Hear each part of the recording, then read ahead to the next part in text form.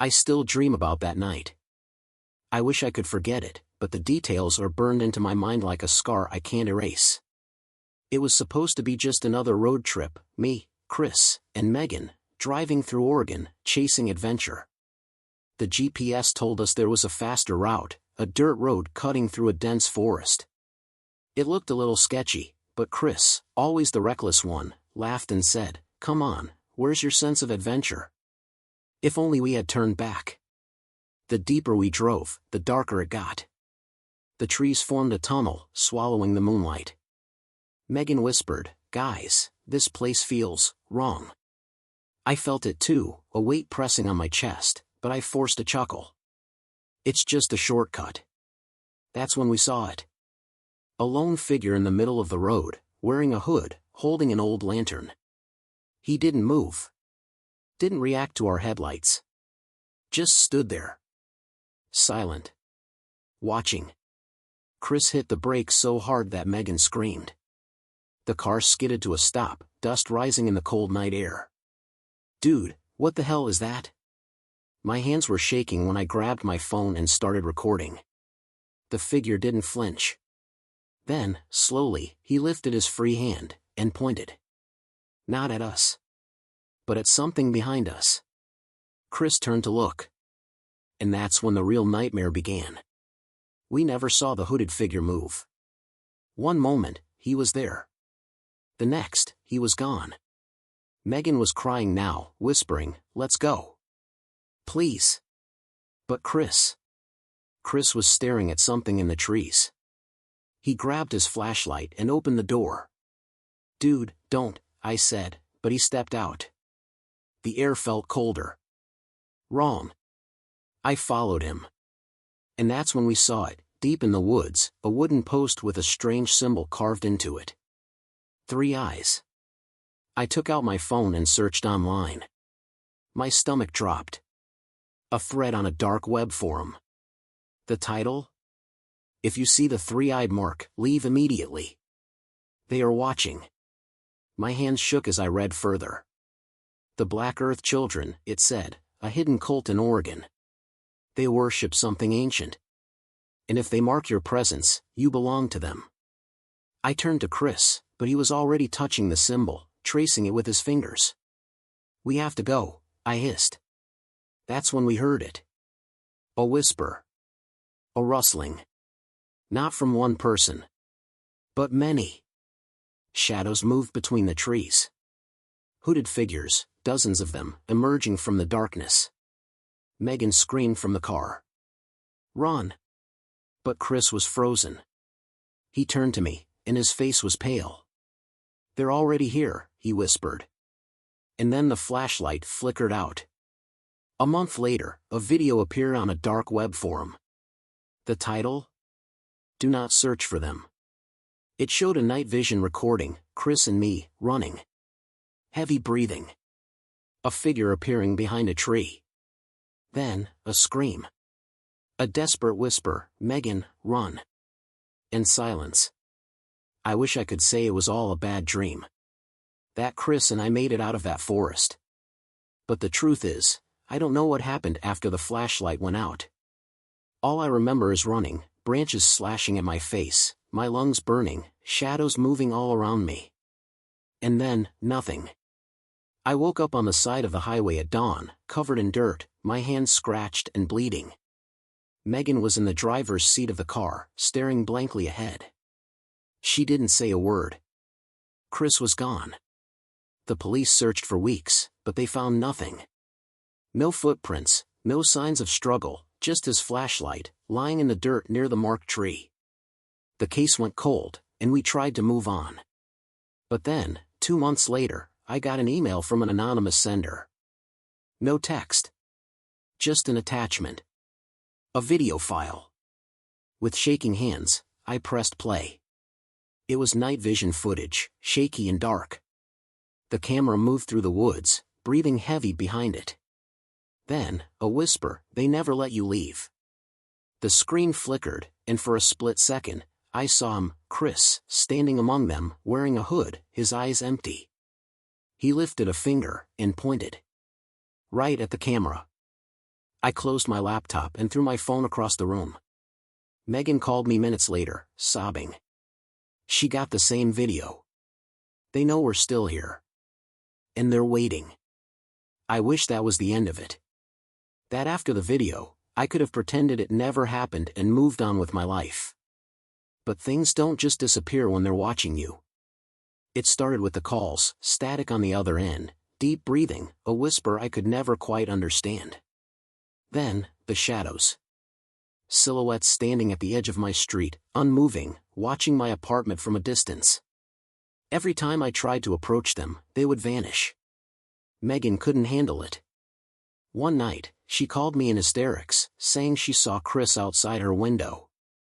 "He's not dead," she kept repeating. "He's trying to come back."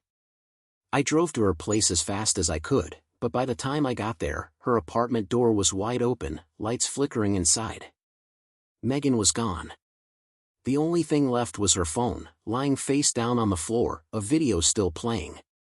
With trembling hands, I picked it up. The screen showed the forest. The same damn place where we lost Chris. The camera panned shakily, someone running, panting. Then, a figure appeared. A hooded person standing in the dark, holding a lantern. The same lantern. And then, he lifted his head. My breath caught in my throat. It was Megan.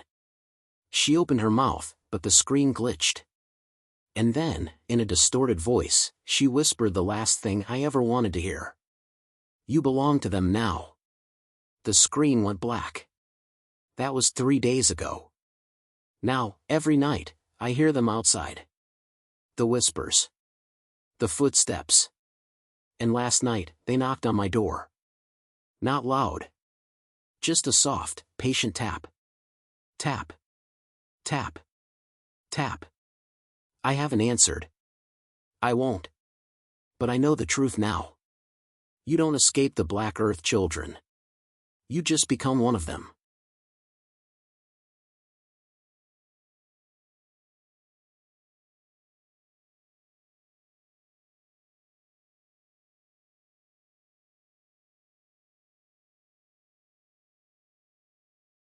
I don't know why we did it. Maybe it was the thrill, maybe it was pure stupidity. But in October 2019, my friends and I decided to spend a night in Black Valley, the place locals swore was cursed. Ethan, Sarah, and I packed our cameras, flashlights, and supplies, determined to prove it was just another urban legend. The road there was rough, filled with warning signs we ignored. "No trespassing, turn back now, you were warned." We laughed them off, completely unaware those signs weren't meant to scare us. They were meant to save us. As we drove deeper into the valley, an unnatural stillness settled around us. The trees lining the dirt road seemed taller, their branches reaching toward us like skeletal fingers. No birds. No insects. Just silence. Sarah muttered that it felt wrong, but Ethan dismissed her worries. "Just the isolation messing with your head," he said. But even he seemed uneasy when we finally arrived at the clearing we had chosen to camp in. The air was thick, heavy with the scent of damp earth and something else, something metallic, like blood. We set up our tents and started recording. Ethan joked about summoning ghosts, Sarah rolled her eyes, and I pretended not to feel the unease creeping up my spine. Hours passed, and then, the first sound came. A distant humming, low and rhythmic. At first, we thought it was the wind, but the longer we listened, the more we realized, it was a voice. It was faint, almost melodic, but there was something wrong about it. It wasn't a song, it was a chant. A whisper on the wind, calling to us. "Shoo, hear that?" Sarah whispered, her flashlight shaking slightly. I turned my camera toward the trees, and through the lens, I saw something that made my stomach drop. Figures. Cloaked. Watching us from the darkness. Their eyes, no, not eyes, glowing orbs in the night. There was no movement, no sound. Just the hum, growing louder. I grabbed Ethan's arm. We need to leave. Now.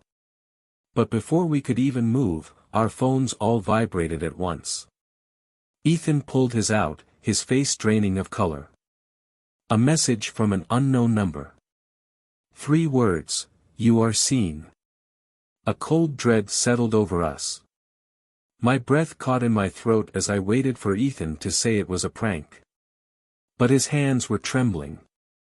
Then, the chanting stopped. The silence was deafening. My ears rang, as if the absence of sound itself was a force pressing against us. Then, from deep in the forest, a single voice whispered my name. Jacob. I turned so fast I nearly tripped. Sarah grabbed my arm, her grip like a vice. Go. Now. Ethan, however, wasn't moving. He was staring at his phone, his face frozen in shock. A message from his girlfriend, Emily. They have surrounded us. If anything happens, I love you. His voice cracked. I didn't send this. That was the last thing he ever said. The flashlights flickered. The air turned ice cold. And suddenly, the forest exploded with screams, inhuman, agonized wails that filled every corner of the valley. Shadows darted between the trees, moving impossibly fast. A sickening stench filled the air, like rotting flesh. Something rushed toward us. I grabbed Sarah and ran. Ethan didn't. He stood frozen, staring at something in the darkness. I screamed his name, but he didn't even flinch. Then, in an instant, he was gone. Just, gone. No sound. No struggle. Like the forest had swallowed him whole. We ran blindly, branches slashing at our faces, roots threatening to trip us. Behind us, the chanting started again, louder, urgent. I dared to look back and saw them, tall, inhuman figures with elongated limbs, their faces obscured by hoods. But their eyes, oh God, their eyes burned with a white-hot glow, searing into my mind. My legs gave out. I fell. Sarah pulled me up, her eyes wide with terror. Keep running, she screamed. And then, she was yanked backward. I will never forget the sound of her scream.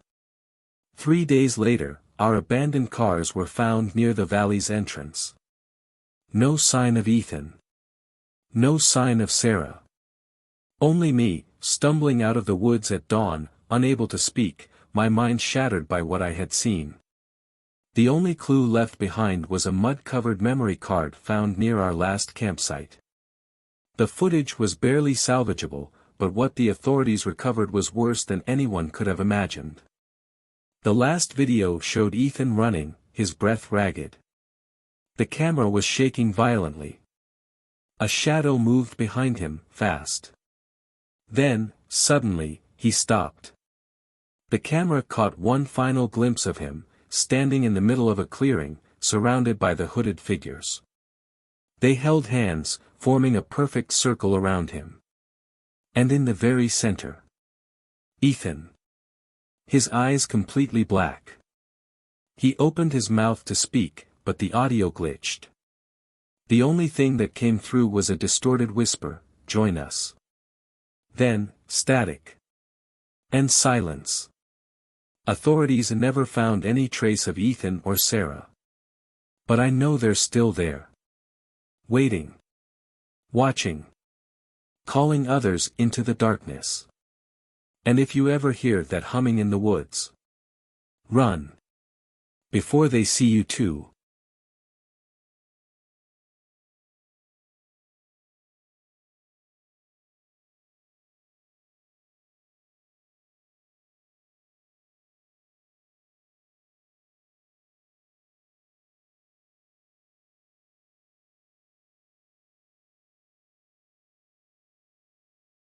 I should have never agreed to that trip. but when Marina found that post on an obscure forum talking about Nova Esperança, the ghost town that didn't appear on any maps, we were all intrigued. "Let's go just for the weekend," she said. "It'll be exciting." I didn't know that decision would change our lives forever. The road to Nova Esperança was a nightmare. The GPS stopped working after an hour, and the forest around us grew denser with every mile. The silence was unsettling. No crickets, no birds. Just the hum of the car engine and our uneasy breathing. When we finally saw the rusted sign with the town's name, something in the air shifted. The smell was strange, a mix of burnt wood and rotting flesh. But what truly disturbed me were the houses. They looked old, abandoned for decades, yet inside, it was a different story. Felipe stepped into the first house and called us over. "You guys need to see this." On the table sat a plate with bread and meat. The food looked fresh.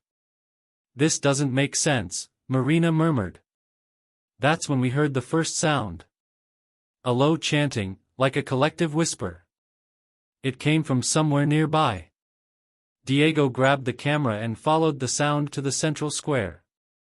In the middle of it, a stone circle with a deep hole at its center. The sound was coming from inside. Then, I heard my name. "Lucas," a whisper, rising from the dark abyss. My blood ran cold. Someone just said my name. I shouted. At that moment, the doors of the houses swung open simultaneously. People in white robes stepped out slowly, their faces hidden in the shadows. They didn't speak, didn't run. They just watched us. Felipe took a step back. "We need to get out of here. Now." We ran to the car, but the engine wouldn't start. The tank was empty. The whispers grew louder, as if something was closing in around us. The town felt alive, pulsing, trapping us. Anna was crying, Marina was praying under her breath. Then, the chanting stopped. And the whole town fell into a deathly silence. Diego was the first to disappear. He was right beside me 1 second, and the next, he was gone. Only his shoes remained on the ground. Marina screamed. One by one, my friends vanished, pulled away by something unseen. Terror froze me in place. A cold breath brushed against my ear. "You were never meant to be here." I woke up 2 days later, lying on the side of the road. My body was covered in dust, my throat dry. The town was gone. Only a dense, silent forest remained.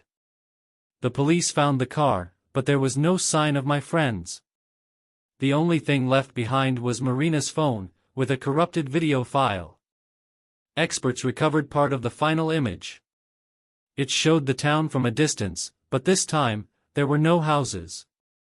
Only trees. As if nothing had ever existed there. A week later, the police received an anonymous call reporting a group of young people wandering disoriented along a highway over 200 kilometers away. It was Marina, Felipe, Ana, and Diego. They were alive, but they weren't the same. Their eyes were empty, their clothes covered in soot and dirt. None of them remembered what had happened. Diego mumbled incoherent words about an endless hole and voices calling their names. Marina kept repeating one phrase over and over, "They didn't let us leave, something followed us." And sometimes, late at night, I still hear that voice whispering my name. What about you? What would you do if you found a secret cult in the middle of the forest? Would you run, or stay to find out the truth? If you like this video, subscribe to the channel and activate the bell for more stories like this. And be careful when driving on deserted roads. You never know what might be waiting for you in the darkness.